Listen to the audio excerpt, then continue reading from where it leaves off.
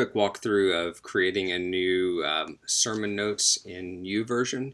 Here I am logged into our church's group page.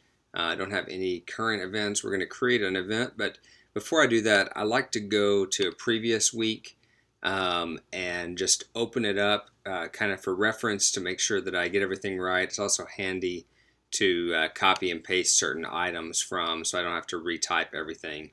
So I'll do that. I'm just going to move it off screen here. That's open now, and now I'm going to go to create an event. For the title, I just put the date, so Sunday, July 26th is the date. The subtitle is going to be the sermon title, so Firm Foundation. Description, I'm going to copy last week's description here. And then I'm just changing out the passage to 19, entitled Firm Foundation.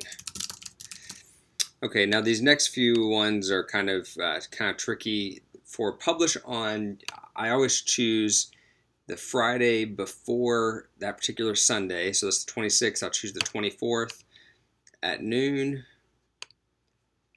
The start time is the service start time, so the 26th, 10:30 a.m. And for end, I don't want to put the service ending time, because once this end time happens, it falls off of YouVersion altogether. So I just make this the following Friday to give people time to refer to it if they want to at noon. So that way there's a 1 week span between when it publishes, the Friday before, and ends the Friday after. Hold, you can just leave that blank. You do have to choose a time zone, so I'll put Central Time here. Okay, so now I go to this page here where I have to create items, and this is detailed on the notes that I created, but basically I'll kind of demonstrate how this works. You have your sort of palette here. You take these items and you drag them over into the service flow. And then once they're in the flow here, I can click on it to actually edit it. So once again, I'm going to go to my previous event and sort of copy text so that I don't have to retype the whole thing. 2 Timothy 2:19. And then I click Save once I'm finished editing that. Now I go to add a new item. I always put a reference for the passage, main passage. I have to type the full verse of the book of the Bible. It doesn't accept abbreviations.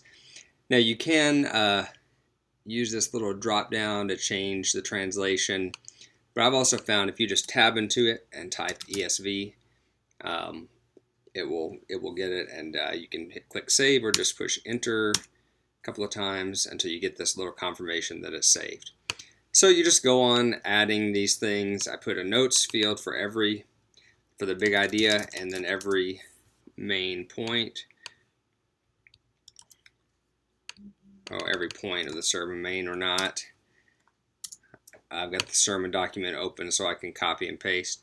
And then, so you just kind of go forward. If you happen to insert them in the wrong order, you can drag them around here.